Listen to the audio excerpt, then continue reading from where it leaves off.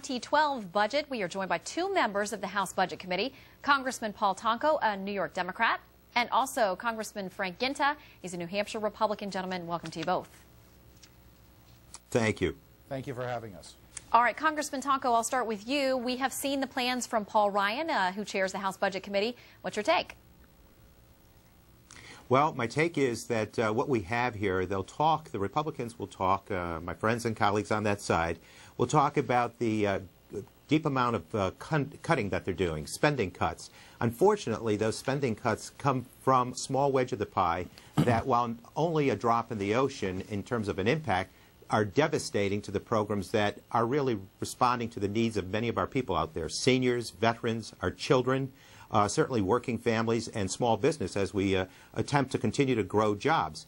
The unfortunate thing is that while it's trillions of cuts proposed for that community, there are trillions of dollars then spent on the upper echelon, on millionaires, on billionaires, contractors that are protected with inefficient or wasteful programs that feed the Pentagon, sometimes even proven fraudulent, and they continue to make certain that corporations receive reductions of, and that spending almost, is in the trillions, as are the cuts to our middle class.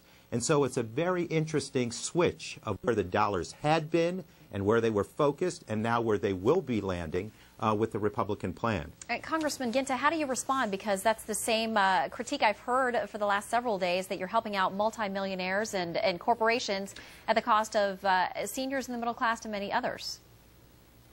Well, that seems to be the talking points from the Democratic Congressional Committee. Look, we're here because people in America asked us in November to get serious about reducing our deficit and debt, to get the taxes under control, and to save and preserve the social entitlements that we have in this nation. So here's what the budget does. We cut $6.2 trillion over the next 10 years compared to what the President proposed 2 months ago.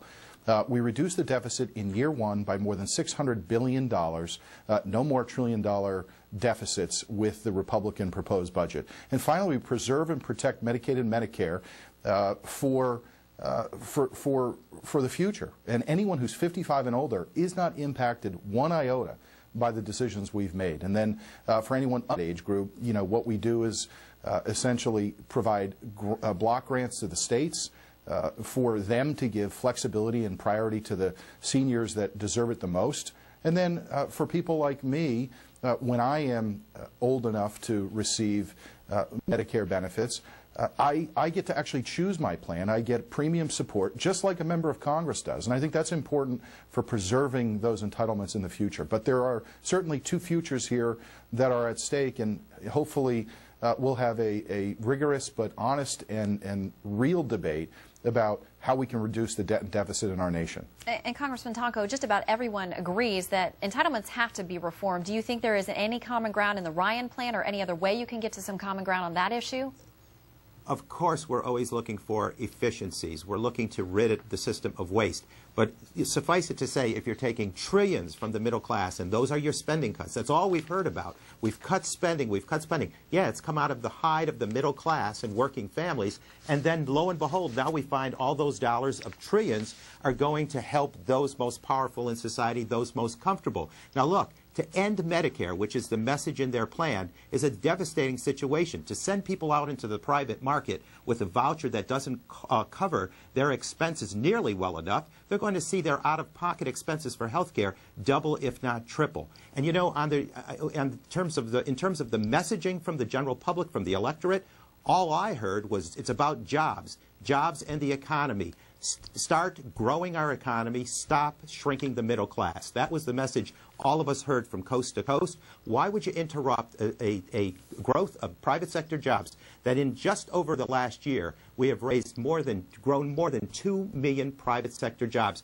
Why would you want to interrupt that? Instead, you take dollars from the middle class in the trillions, you add them to the wealth of the nation in trillions, and then grow our debt by $8 trillion. That sounds so much like President Bush's formula just before the recession that drove us deep into economic ruin. Congressman Guinta, we're just about out of time, but I quickly want to give you the last word here. Sure.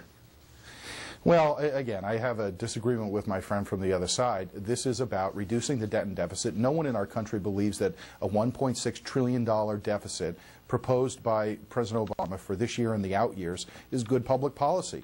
We simply reduce that debt and deficit, give some predictability to the job creators in our country that we're not going to heavily tax them. We're going to reduce their regulatory burdens, and we're going to preserve and protect Medicaid and Medicare for years to come. I think that's a good plan. I look forward to that rigorous debate on the floor next week. All right, Congressman Paul Tonko and Congressman Frank Guinta, we thank you both for your time.